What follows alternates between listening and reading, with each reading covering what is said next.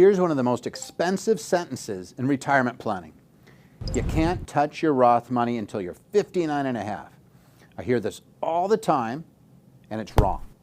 Not partially wrong, not kind of wrong. It is flat out wrong when we're talking about Roth IRA contributions.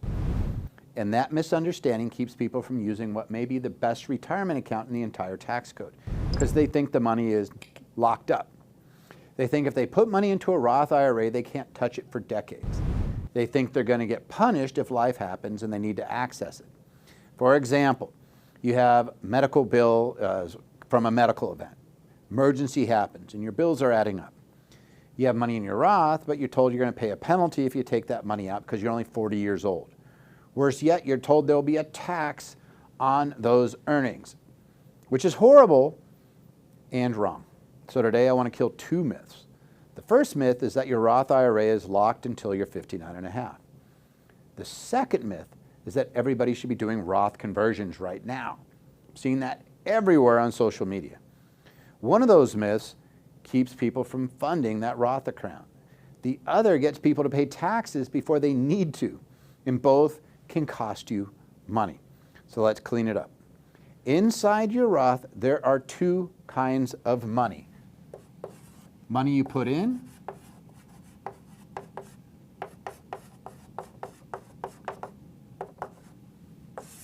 number two, money that you earned on whatever you put in. I'm just going to call it money earned. They're not treated the same. Your contributions are dollars you already paid tax on. They have been taxed. The money that you took after tax and put it in there, the IRS has already been paid. So these contribution dollars can come out anytime out to you, no tax. You want to take those back out? You can. No penalty, no 59 and a half rule, no magic age, no special permission, and that's the part most people miss. And I'll just use a simple example. Let's say that Joe, let's say he put $50,000, we'll just call it Joe, $50,000 over 7 years. And that grows to $90,000. What does Joe have? He has $50,000 of contributions and he has $40,000 of earnings, of growth. The $50,000 that Joe put in can come out anytime. If Joe is 42 years old and pulls out $20,000, he's generally just taking back his own after-tax contribution money. No tax, no penalty, but the $40,000 of growth, the difference between these two,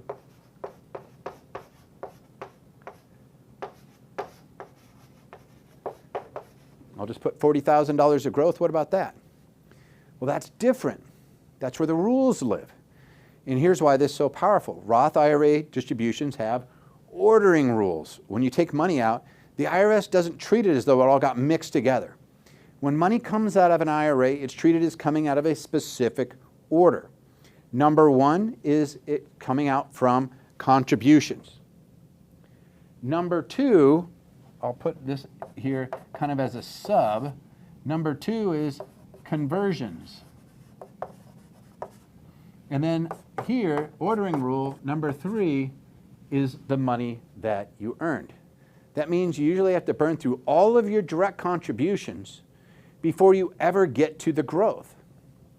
So if you contributed $50,000 over the year and your Roth is worth $90,000, you can generally pull out that $50,000 before you're ever touching the earnings layer, the difference, this little 40 grand right here.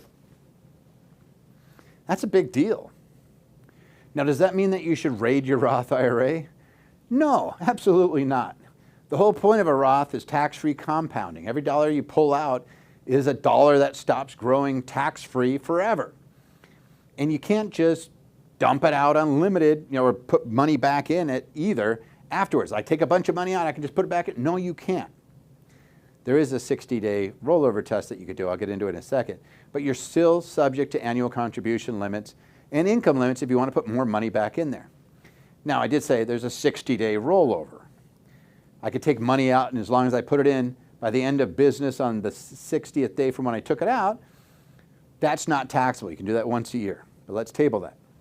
Let's just talking about taking out our contributions. We just need a little bit of money. Yes, your contributions are accessible, but you treat them like an emergency exit. It's not a checking account.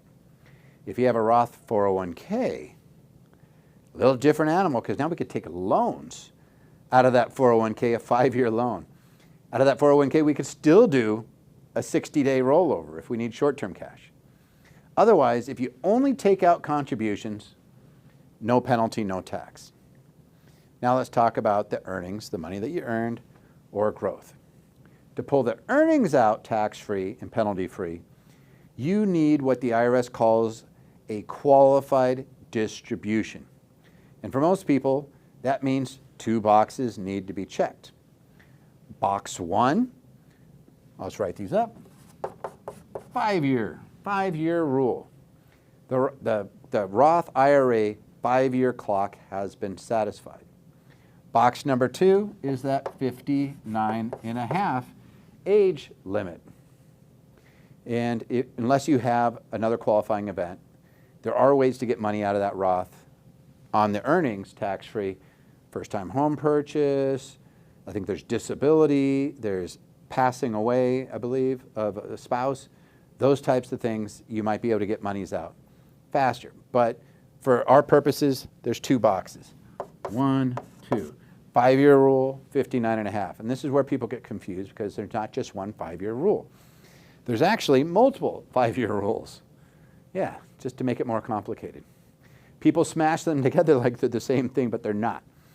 The first 5-year rule is for qualified distributions of earnings. That clock starts on January 1st of the year, first tax year, for which you made your first IRA contribution. The reason I said that very specifically is because let's say that you made your first Roth IRA contribution for, let's say it was for 2022, but you made it before you filed your taxes in 2023. Maybe you filed it in March of 2023. But the 5-year clock starts January 1st of 2022, because that's the first tax year, first day of the tax year of the contribution year. So you made the contribution in 2023 for your 2022 taxes. It's a tongue twister. Point is that that clock is about whether those earnings can come out tax-free. The second 5-year rule applies to conversions. Remember I said there's basically money you put in, there's conversions, and there's money earned. Those conversions is when we convert a traditional IRA or 401k money into a Roth IRA. Each conversion has its own 5-year clock for penalties purposes. Why? Well, Congress probably didn't want people to use Roth conversions as a backdoor to get pre-tax retirement money out early without a penalty. In other words, you got to hit both of these to avoid that penalty. So you got to have it for 5 years, and you got to have the 59.5. So when you convert money, that conversion, that starts that clock, we still have to do the 59. So the rules have different jobs. One rule is about whether earnings are qualified. The other rule is about converted dollars and whether an early distribution triggers the 10% penalty. If you only remember one thing, because I know this gets confusing, remember this.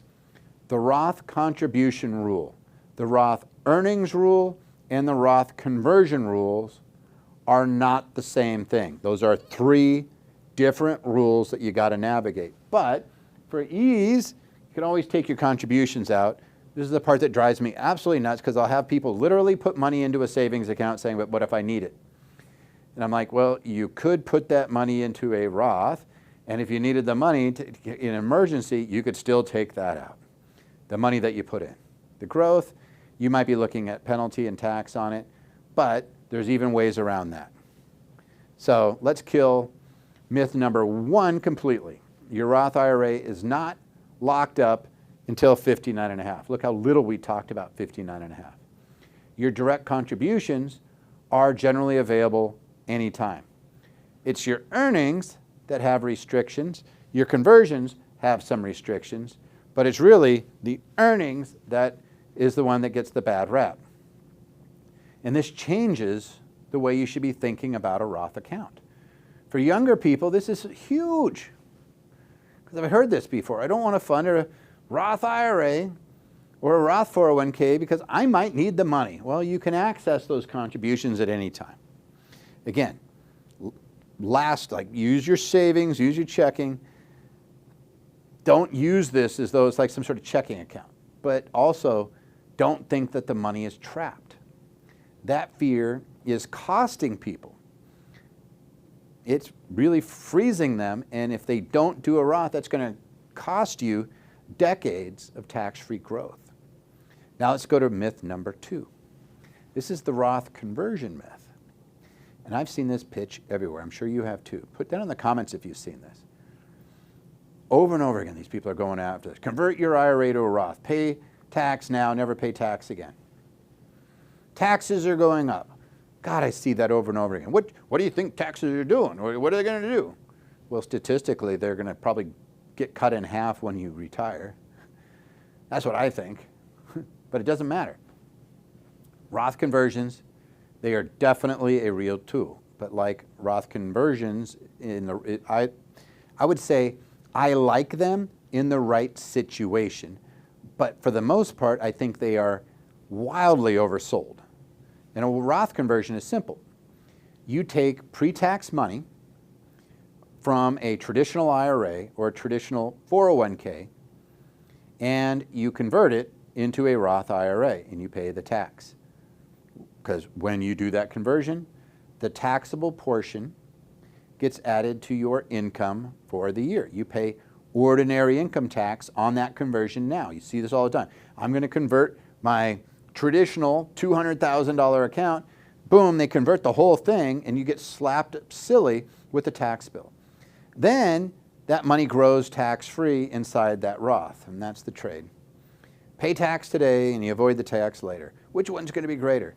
But that whole pitch depends on a big assumption, right? That your tax rate later is going to be higher than your tax rate today, and that you're going to be able to make up that hit. There's enough time to make up that tax hit. That's it. That's your bet. Because if I put an IRA traditional next to a Roth, the value of the tax deduction versus the value of the tax-free growth, it takes about 30 years for that to equal, all things being equal. If your tax doesn't go up or down, it takes about 30 years. People are doing that. And so when someone tells you, hey, you should always convert, they're really skipping the actual math, because you're in a higher tax bracket today. You're in your high earning years. Chances are you're going to be in a much lower tax bracket in retirement. Then why on earth would you voluntarily accelerate that tax into a higher rate? It's going into your top brackets on top of what you're earning. That sounds nuts. Now, I see people do it after they retire and they do partial conversions. Okay, that makes sense. You're in a really low tax bracket right after you retire. There's a couple years where you're not earning a lot of money. Fantastic. Do some conversions. That's planning. But just saying blanket, you should convert because you're going to make so much money in your Roth, that's not planning. That's writing a check to the IRS early in an amount that you should not have to pay. For years, I saw this because the tax rates were going to go up, right? The Tax Cut and Jobs Act, the tax brackets are sunsetting.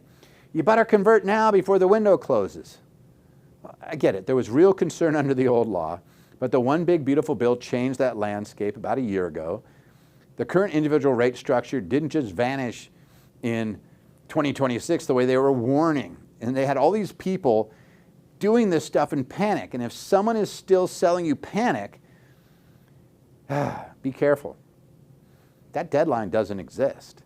You've got permanent changes under the One Big Beautiful Bill. Now, that doesn't mean conversions are bad. It means the urgency in this fire, heads on fire. That's not a strategy. The strategy is actually doing the math and understanding exactly what you're doing. So when does a Roth conversion actually make sense? It can make sense if you're in a low income year. Maybe you retired at 62, but you haven't started taking your Social Security yet. Maybe you don't have required minimum distributions yet from your other retirement account. And your income is low, really. And so hey, I have a little gap. Maybe there's a gap between the retirement and your RMDs. Maybe I convert some money every year, and I'm looking at which brackets I want to have that money flow into. So you fill up the lower brackets very purposefully. You convert enough to use up that 12% bracket, maybe the 22% bracket, or whatever makes sense in your situation. And by the way, statistically, you're going to be in the teens when you retire. Like a lot of normal people, it's less than 10% of federal income tax what you pay during retirement. So these people you're already in the 20s and they're having you do conversions. I just think that's nuts, because you're just blindly converting everything. Not a good idea. Do the math first. Second, it does make sense when the market crashes. If you're in a down market, like your IRA drops from 1 million to 700,000, convert some of it while the values are depressed so you can pay a lower tax. You might know that it's coming back, as the market always comes back. Then when the market recovers inside of your Roth, that recovery can be tax-free. Again, that's good planning. Third, it can make sense if you are looking down the barrel of a tax torpedo. This is where a lot of successful savers get hit. You have a large traditional IRA, then you get RMDs that kick in, and then you have distributions that you have because on top of your Social Security. That makes more of your Social Security gets taxable. You get up to that 85% of your Social Security gets taxable. You get higher Medicare premiums. You may trigger even the net investment income tax as a result. Spouse passes away and the survivor is suddenly filing single and getting hit with those worse single tax brackets. That's what we call the widow or widower penalty. For those people, future taxes may absolutely be higher. I have a whole bunch of money, it's going to start hitting me. I have huge benefits coming from Social Security and it's going to hit me. That's when Roth conversions may it's like a pressure release valve. You can convert gradually before the problem really hits so that it doesn't compound the problem. Fourth, conversions can make sense for estate planning. Because here's the deal, like a Roth IRA has no lifetime required minimum distributions for the original owner, so you can keep it in there. You can just let your account keep compounding. You live to 100, it's growing. While heirs generally have to empty out an inherited bank account or an IRA or a retirement account, they have about a 10-year rule. When they inherit a Roth IRA, it's cleaner because when I inherit a traditional IRA, I have to pay tax. So if they inherit a Roth, that's tax-free to your heirs. Put it this way, it's tax-free to your kids. And that's better than taxable to your kids. So again, it's about doing the math and doing these things deliberately. If you don't need that money and you have other money coming in, you might say, hey, you know what, I'm okay. I understand that the break-even point's about 30 years, and I'm in a situation where I'm going to convert it to Roth because I don't think I'm ever going to need that money, and I'm thinking about my heirs. Now, flip side, when are conversions absolutely wrong? When you're in your peak earning years, gosh, I see these people all the time. I see doctors, I see people that are high income making these conversions. If you're making the most money you have ever made and you're sitting in a high bracket, converting may be a horrible tax move. You're volunteering to pay tax at the worst possible time at the highest rate, which is nuts to me. And you still have people doing it. Number two, you have to pay the conversion tax from the retirement account itself. And this usually defeats the purpose. If you convert 100,000 bucks and you withhold, let's say, 25 or 30,000 to pay the tax on that conversion, you really didn't move $100,000 into a Roth, right? You actually moved $70,000 because you paid the tax out of it. You shrank the retirement account to pay the government. That is not smart. Do not do that. Number 3, if that conversion pushes you into other tax brackets or surcharges, maybe I lose a bunch of deductions. See, and that's the part people miss. A conversion doesn't just affect your income tax bracket. If you're on Medicare, it can make you have to pay surcharges on those premiums because you make too much. It's going to push your Social Security to be taxed at a higher level. Maybe you were getting Social Security and your income was low enough that it didn't cause that Social Security to get taxed at a high percentage, and now all of a sudden your Social Security is getting taxed because you did a conversion. Or you have other assets and it's triggering the net investment income tax because you just crossed over $200,000 or $250,000 if you're married filing jointly, and you have other assets that you're selling. And it can affect health insurance subsidies. So a conversion can look great in isolation. But when you actually start doing that math, it may look like, oh crap, I didn't understand that it was going to trigger this, this, and this. There's 3 or 4 other things that it just affected and I did not know. That's why you do the math. Talk to somebody who knows how to do the math. Number 4, maybe you don't need the money, maybe you're charitable. And if you're over the qualified charitable distribution age, you're able to give distributions directly to charity. You may be able to send pre-tax IRA money directly to the charity and it doesn't cause you tax. That could be way better than converting the money, paying tax, and then giving after tax dollars away. In other words, it's not even part of my calculus. It is literally not hitting me when I do that. An RMD that I would have had to take it and I'm sending it straight to charity, just like I never got it.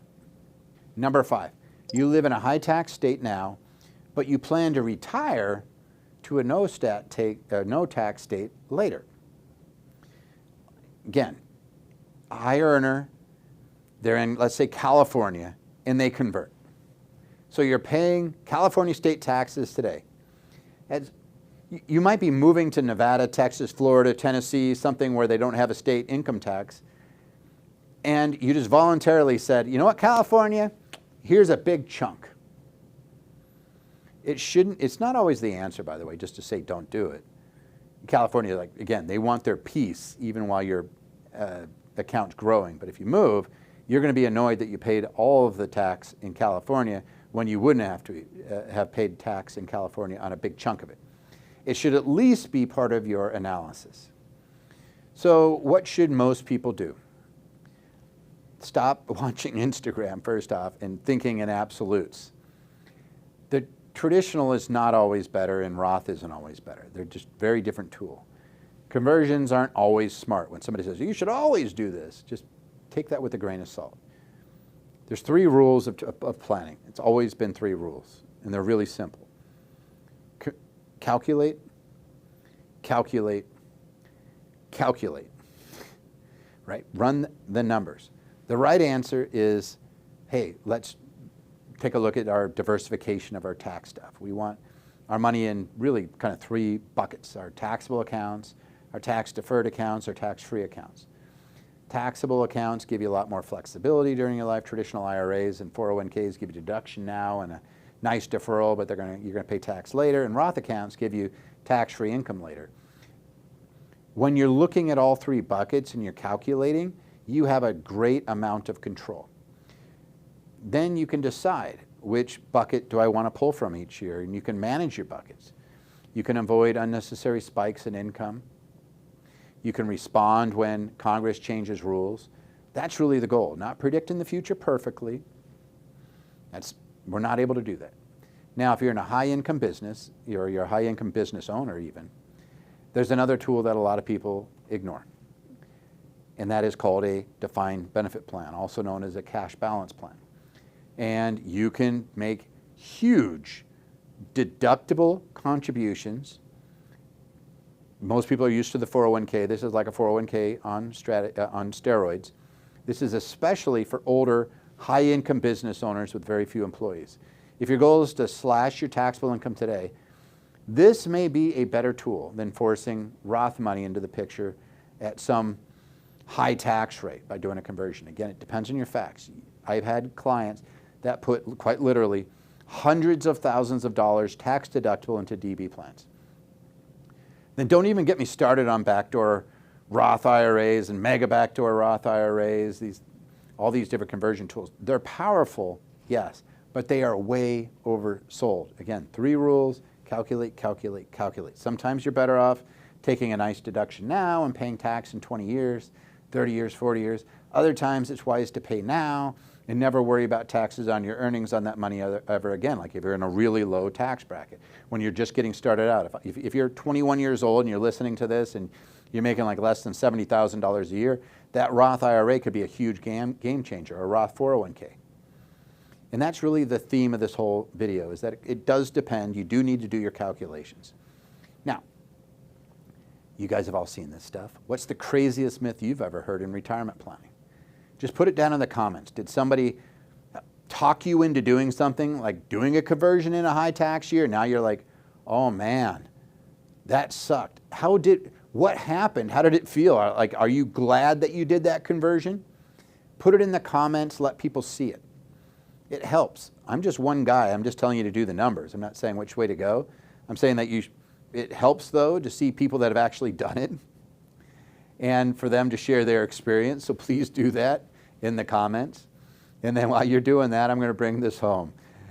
What did we talk about? Myth number 1, that my Roth IRA or my Roth is locked until 59.5. That's absolutely false. Your Roth IRA contributions, generally accessible anytime, tax-free and penalty-free. Your earnings have restrictions. You've got to know that difference. Myth number 2, everybody should do a Roth conversion. You should do one. You should do one.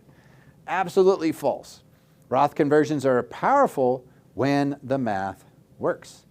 They're an expensive mistake when the math does not work. You don't need a slogan. You need a plan. You need to know your current tax bracket, your future expected bracket, your state tax situation, your charitable intent, your RMD exposure, what's your Social Security timing going to be, your Medicaid or Medicare, exposure. Your estate plan should be part of this. You think about your heirs, whether you have cash outside the IRA to pay the tax if you are thinking about doing a conversion. Because all that stuff, that's how real planning works. We don't want panic. You don't want TikTok or Instagram tax advice. And if you ever hear everybody should convert, you just don't listen to that nonsense. Your Roth IRA may be more flexible than you think. Roth conversions may be less automatic than you've been told.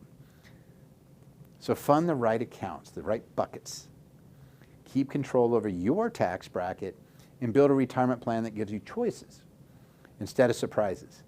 If you want help figuring out which side of this you're actually on, that's what we do here. Set up a free strategy session with my office and we'll look at your numbers. We love to do blueprints. We look at your asset protection, we look at your taxes, we look at your legacy planning. And we can help you.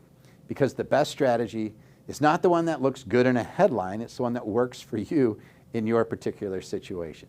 If you like this type of content, please like this video and subscribe. Share this with anybody that you think will benefit. Good luck to you.